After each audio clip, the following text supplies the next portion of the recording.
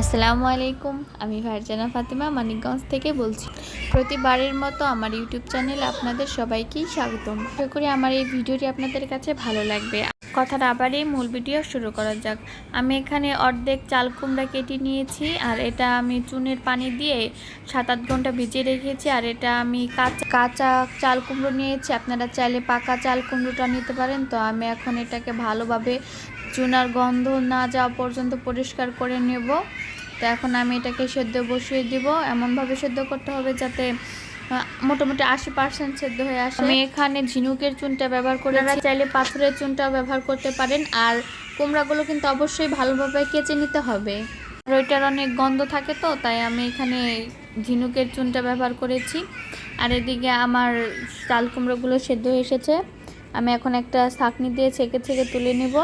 আর এরপর চিনি দিয়ে একটা কড়াইয়ের মধ্যে রেখে দেব। আর এটা পানি মেশানোর কোনো প্রয়োজন নেই। আর আমি এখানে 3.5 কাপের মতন চিনি নিয়েছি। আর আপনারা সাদা চিনিটা ব্যবহার করবেন। আমি আসলে এখানে লাল চিনিটা ব্যবহার করেছি, এই জন্য আমার মিষ্টি কুমড়ার কালারটা তেমন ভালো আসেনি, লালচে কালার হয়ে গিয়েছিল। তো এখন আমি এগুলো ভালোভাবে মিশিয়ে একটু রেখে দেব। এরপর আমি এটাকে আস্তে আস্তে জাল করে নেব, যাতে এটা চিনিটা তাড়াতাড়ি পুড়ে গিয়ে ক্যারামেল না হয়ে যায়। আর এটা পুড়ে গেলে খেতেও ভালো লাগবে না, গন্ধটাও ভালো লাগবে না। তো এখানে আমি মুখ ফাটানো 2টো এলাচ দিয়ে দিচ্ছি। আর এখন আস্তে আস্তে জাল করে নেব। আর আমার ব্যাকগ্রাউন্ডের সাউন্ডটা একটু ইগনোর করবেন, কারণ আমার বাচ্চা খেলা করতেছে আর ফোন দেখতেছে, তো তাই আমি অন্য কোনো সময় সেরকমভাবে ভিডিও এডিট করতে পারি না। যাই হোক, ওকে ঘুম পাড়িয়ে ভিডিও এডিটিংয়ের কাজ করে নিয়েছিল, তো কাজ করার শব্দ উঠে গিয়েছে। যাই হোক, আর আমার এইদিকে চিনিগুলো সব গলে গিয়েছে আস্তে আস্তে। আর আমি এখন জ্বালিয়ে নিব ভালো মতো। আর এটা আগে থেকে 80% মতো সেদ্ধ করা আছে, তো ঢাকনা দিয়ে দিব না আমি এটাতে। আর এই তো আমার চিনির শিরা শুকিয়ে এসেছে, আর দেখতে একটু একটু স্বচ্ছ হয়ে আসছে। পর্যায়ে আমি চুলাটা বন্ধ করে দিব। আপনারা চাইলে একটা স্ট্রেনারের মধ্যে একটা একটা করে দিয়ে শুকিয়ে নিতে পারেন, তবে পুরোপুরি শুকাতে যাবেন না, তাহলে চিনিগুলো কিন্তু দানা পেকে যাবে। এই মোরব্বাটা আমি প্রথমবারের মতো বানিয়েছি, দেখুন কতটা সুন্দর হয়েছে। আর এটা ছিল তার পরের দিন দুপুরবেলা, আমাদের এদিকে হাট বসেছে। তো আমি আমার জীবনে প্রথমবার শখ করে আজকে বাজারে গিয়েছি বাজার করতে। তো আজকে এই বাজারগুলো আমি নিজে কিনে এনেছি।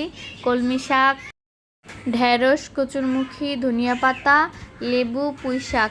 এই তো। আর বাজারে মার সাথে দেখা হয়েছিল, তো এখানে মা আমার ছেলেকে একটা মাছ কিনে দিয়েছে। আমার ছেলে তো মাছ দেখে অনেক খুশি হয়েছিল।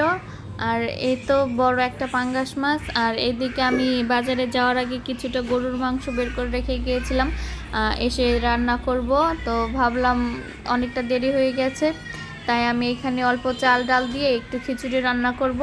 আসলে গরুর মাংসটা আমি রান্না করতে চেয়েছিলাম পেঁপে দিয়ে একবেলার জন্য, তাই অল্প একটু মাংস বের করে নিয়েছি। আর এদিকে আমি চাল ডাল ধুয়ে একটু ভিজিয়ে রাখবো।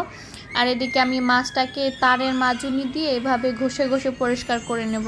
আমাদের বাড়ির ওইদিকে তো কি একটা পাতা যেন থাকে, তো ওইটা দিয়ে ঘষলে মাছটা অনেক সুন্দর পরিষ্কার হয়ে আসে। তো অনেক ঘষাঘষির পরে এই তো মাছটার ভালো মতো পরিষ্কার হয়েছে, কিন্তু এদিকে কেমন জানি দাগ পড়েছে আর সেইগুলো পরিষ্কার হয়নি। তখন আমি মাছটাকে কেটে নেব। এই তো আমার মাছ কাটা হয়ে গেছে। আর আমি এখন মাছগুলোকে সুন্দর মতো ধুয়ে নেব। আর এদিকে আমি প্রেশার কুকারে খিচুড়িটা রান্না বসিয়েছিলাম, আর সেই খিচুড়িটা হয়ে গেছে। তো এটা চুলা বন্ধ করে আমি দেখে নিলাম কিভাবে কতটুকু হলো আর কি। তো আর এখন আমার মাছ ধোয়াও হয়ে গেছে, তারপরে এর মধ্যে ছেলের একটু সময় দেওয়া লাগছে। আর এই তো আমি এখন মাছগুলো গুছিয়ে নিয়েছি।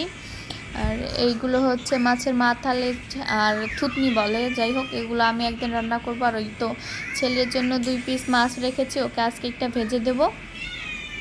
আমার আজকের ভিডিওটি যদি আপনাদের কাছে ভালো লাগে, তাহলে অবশ্যই আমার চ্যানেলটিকে সাবস্ক্রাইব করে আমার পাশে থাকতে পারেন। যারা অলরেডি এই কাজটি করেছেন তাদেরকে জানাই অসংখ্য ধন্যবাদ। আবারও দেখা হবে আপনাদের সাথে নতুন কোনো ভিডিওতে। আল্লাহ হাফেজ।